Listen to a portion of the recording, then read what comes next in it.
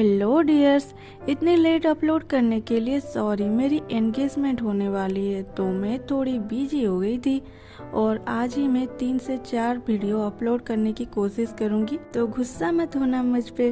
और चलो स्टार्ट करते हैं एपिसोड 10। यूची ना इतने लोगों को सामने देख के नर्वस हो जाती है, जिसकी फायदा टोंग उठाती है। बोलती है तो मैं तुम्हारे बारे में बोल देती हूँ, और यूची को साइड करके उसके बारे में बोलने लगती है कि यूची मेरी बेस्ट फ्रेंड है, हमारे बीच में छोटी मोटी नोकझोंक तो होती रहती है, फिर भी मैं चाहती हूँ कि हम दोनों हमेशा साथ रहे। लेकिन यूची, तुम जानते हुए भी जिन मेरी बॉयफ्रेंड है, तुम उस पे डोरे कैसे डाले, ये पहले बताओ। पार्टी में सारे टोंग की बातें सुन रहे थे। वो लोग यूची को बहुत ही खराब कमेंट करने लगे। यूची ये सब सुन रहा था पर कुछ बोल नहीं पा रहा था क्योंकि वो बहुत ज्यादा नर्वस थी, जिसकी फायदा टोंग बहुत अच्छे से उठा रही थी। इन सभी के बातें सुन के यू खुद को और कंट्रोल नहीं कर सका और वो सीधा स्टेज की तरफ चलने लगा, और मैनेजर भी उसे कंट्रोल नहीं कर पाया। यू स्टेज पे जाके पहले तो यूची को शांत किया और फिर स्टार्ट हुआ उसका फायरिंग। हेलो एवरीवन, फर्स्ट तो मैं बर्थडे गर्ल को बर्थडे विश करना चाहती हूँ, हैप्पी बर्थडे टंग। लेकिन टंग, तुम जो ये बोले कि यूची तुम्हारे बॉयफ्रेंड पे डोरे डाल रही थी, क्या ये सच है? लेकिन ये दोनों तो 2 सालों से साथ में रह रहे हैं और तुम्हारी रिलेशनशिप तो अभी अभी स्टार्ट हुई है, तो आप लोगों को भी पता चल गया होगा कौन किसकी बॉयफ्रेंड चोरी की है।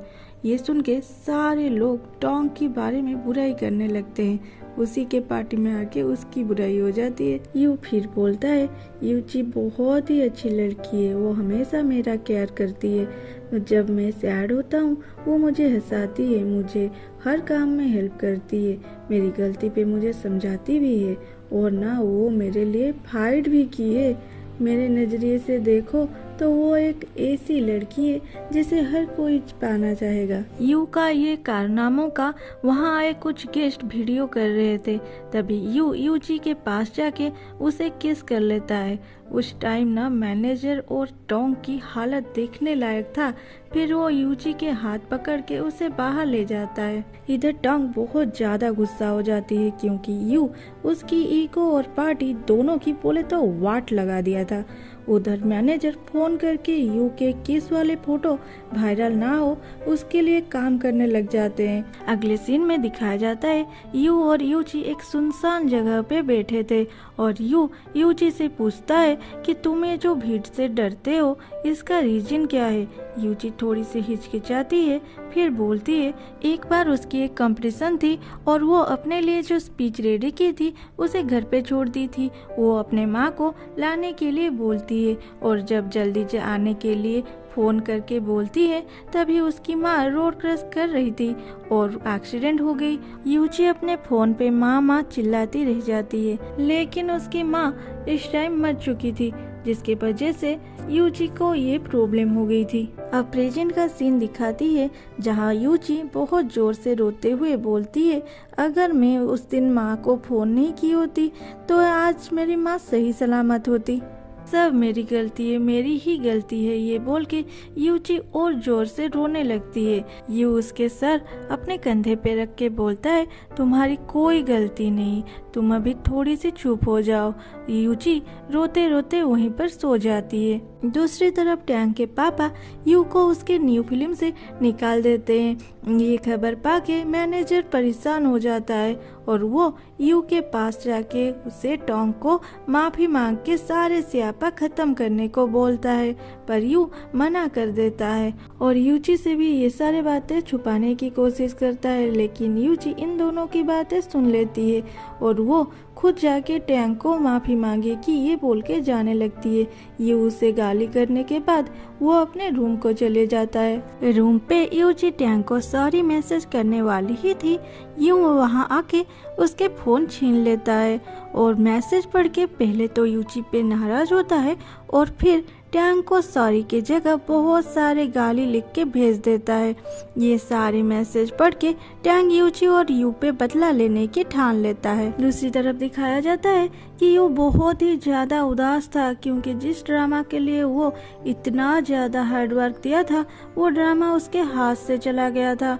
वो अपने स्टडी रूम से सारा हिस्ट्री बुक निकालने लगता है और उसे डस्टबिन में फेंकने के लिए चला जाता है। और कुछ देर बाद वहाँ मैनेजर आके बोलता है, तुम इस फिल्म में रोल करोगे, अब कोई प्रॉब्लम नहीं है। ये सुन के यू और यूजी एक साथ पूछते हैं, मगर कैसे? मैनेजर बोलता है, आज मेरे पास वो फिल्म के प्रोड्यूसर आए थे, वो बोले कि वो फिल्म के इन्वेस्टर ही चेंज कर दिए हैं और अभी के जो इन्वेस्टर आए हैं वो तुम्हारे अलावा और किसी को फिल्म में नहीं लेना चाहते। ये सुन के यू बड़े अंदाज के साथ बोलता है, देखा मेरा कितने अच्छे फैन हैं।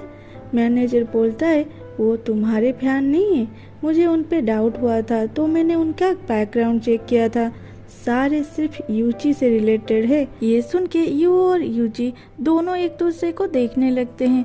दूसरे सीन पे यूजी अपने पापा को थैंक्स बोल रही थी क्योंकि ये दोनों इन्वेस्टर इन्हीं के स्टूडेंट थे और उन्हीं के कहने पर वो दोनों यू को हेल्प कर रहे थे। वो बोले कि मुझे जिन तुम्हारे बारे में ये बोला है कि तुम और यू एक साथ रहते हो और उससे चीट किए हो, पर तुम मेरी बेटी हो। मेरी क्या मुझे नहीं पता मेरी बेटी कैसी है? ये सुन के यूजी को थोड़ी तसल्ली मिलती है। फिर उसके पापा उनके प्यार के किस्से बताने लगते हैं तो यूजी वहाँ से भाग जाती है। घर आके यू और यूजी डस्टबिन से सारे हिस्ट्री बुक निकाल के लाते हैं और यूजी यू को वही बदबूदार बुक पढ़ने के लिए बोलती है तो यू उसे बहाना बना के बोलता है, अरे तुम्हें तो भूख लग रहा है, चलो हम खाना खा के आते हैं। और दोनों खाना खाते हैं और रात को यू पढ़ाई करता है। 10 डेज की ट्रेनिंग कंप्लीट हो गई थी। सारे ग्रुप फोटो खींचते हैं। यूजी के पापा यू को अपने ऑफिस में बुला के यूजी के प्रॉब्लम के बारे में बातों ही बातों में बोल रहे थे।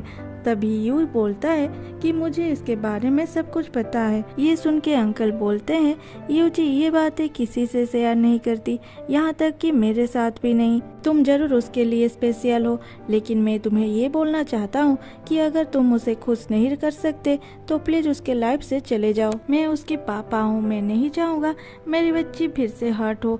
फिर यू उन्हें तसल्ली देता है कि वो उसे खुश रखेगा और वहाँ से निकल जाता है अपने घर की तरफ। घर आके यू बहुत खुश होता है कि फाइनली उसका ट्रेनिंग खत्म हो गया और उसे और पढ़ना नहीं पड़ेगा। मगर यूजी उसके सामने बहुत सारे मोटी मोटी किताबें रख देती है। यू के पूछने पर यूजी बोलती है, और 5 दिन रहे आपके ऑडिशन को, जल्दी से पढ़ने बैठ जाओ। अब यू क्या करेगा देखते हैं अगले एपिसोड में। और हाँ, एपिसोड 11 आज ही आएगा, तो तब तक सब्सक्राइब और बेल आइकन दोनों को बस एक बार जोर से क्लिक कर लो। तब तक के लिए बाय बाय।